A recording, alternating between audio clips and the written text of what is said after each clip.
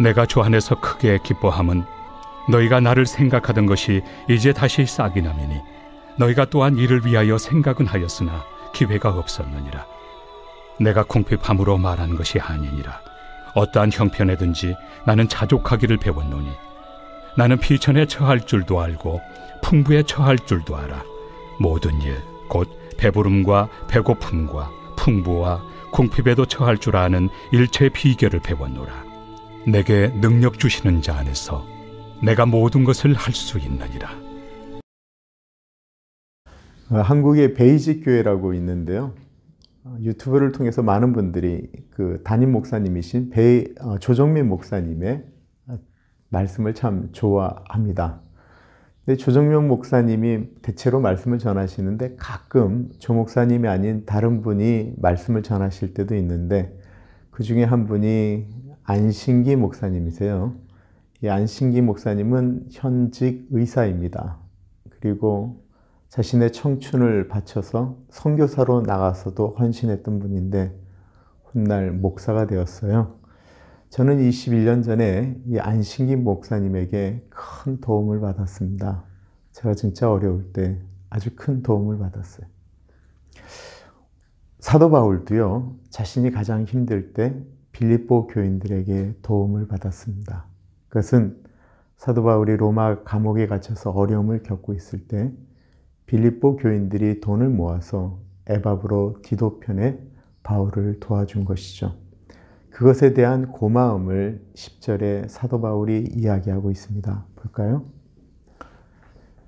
내가 주 안에서 크게 기뻐함은 너희가 나를 생각하던 것이 이제 다시 싹이 남이니 너희가 또한 이를 위하여 생각은 하였으나 기회가 없었느니라.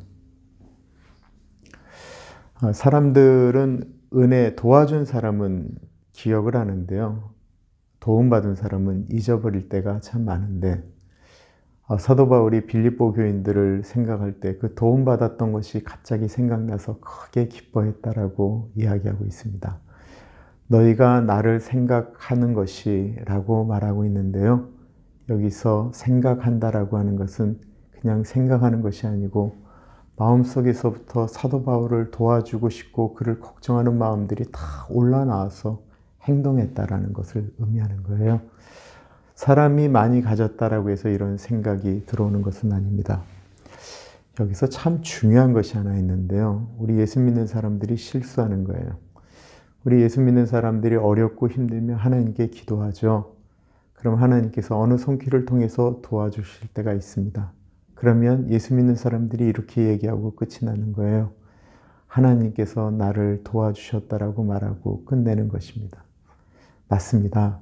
하나님은 분명히 사람을 통해서 하나님께서 도와주셨습니다. 그러나 하나님은 하나님이 사람을 통해서 도와주시게 하셨을 때 그 도와준 그 사람에 대해서도 은혜를 잊어서는 안 된다라고 하는 것이 성경적인 것입니다. 사도 바울은 그때 정말 고마웠다라고 이야기를 하고 있습니다. 그런데 혹시나 이 말을 들으면 빌립보 교인들이 또 부족해서 말씀하시나? 라고 생각이 들까 봐 사도 바울이 또 다른 간증을 하고 있는 것인데요. 너무나도 유명한 말씀이죠. 사도 바울의 삶에 자신의 어떤 기준이 되는 말씀입니다. 11절부터 볼게요. 내가 궁핍함으로 말하는 것이 아니니라 어떠한 형편에든지 나는 자족하기를 배웠노니 나는 비천에 처할 줄도 알고 풍부에 처할 줄도 알아 모든 일 곧 배부름과 배고픔과 풍부와 궁핍에도 처할 줄 아는 일체의 비결을 배웠노라. 내게 능력 주시는 자 안에서 내가 모든 것을 할 수 있느니라. 우리가 너무 좋아하는 말씀 빌립보서 4장 13절이 나왔네요. 내게 능력 주시는 자 안에서 내가 모든 것을 할 수 있느니라. 우리가 주님 안에 있으면 우리가 생각하는 모든 것을 다 이룰 것이다 라고 생각하며 외울 때도 많이 있는데 그렇게 생각할 수도 있지만 사도 바울이 이 말을 한 것은 나는 주님 안에 있으면 슈퍼맨이 될 수 있다라고 하는 것을 이야기하는 것이 아니에요. 나에게 주어진 것, 그것이 풍부하건 모자라건 배고플 때나 배부를 때나 주어진 이 삶 가운데 만족하며 설 수 있습니다. 라고 고백하고 있는 것입니다.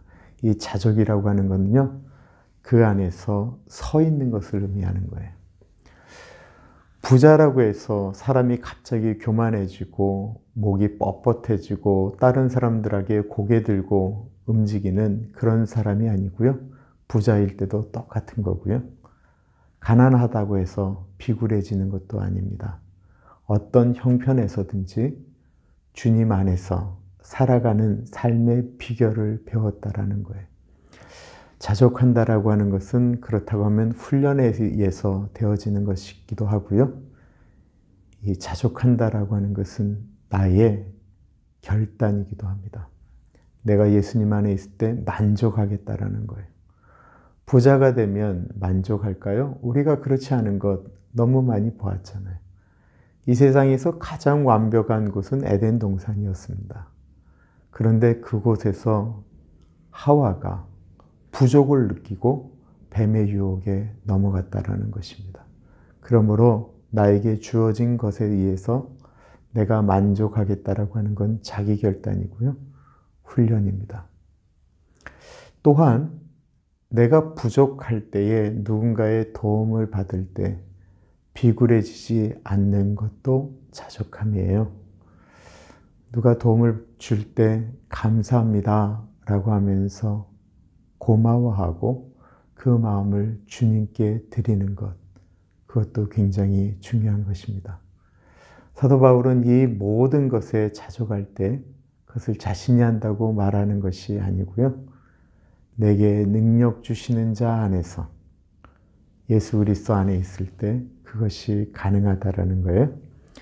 빌립보서의 핵심되어지는 단어 주 안에서라고 하는 말이 그래서 나오는 것입니다.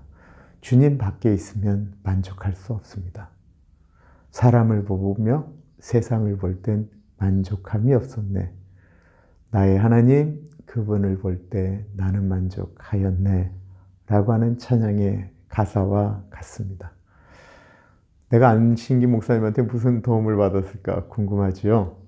제가 미국에 올 때 처음 비자에 떨어졌어요. 그때 그 안신기 목사님이 세브란스 병원의 의사였는데 그분이 추천을 해주셔서 당시 그 미 영사의 주치의가 인요한 선생이었는데 인요한 선생에게 저를 소개하였습니다. 그 다음부터 일어났던 일은 너무나도 드라마틱하고 정말 이게 사람이 할 수 없다라고 생각할 정도로 확 흘러가서 제가 너무 하나님의 은혜가 아니고서는 이렇게 될 수가 없다 고백할 정도였습니다.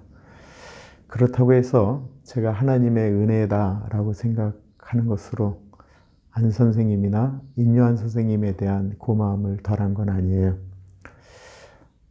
유진 그 재단이라고 그 인요한 선생의 형이 저희 교회를 방문했을 때 제가 그 감사함을 계속해서 이렇게 표현했습니다.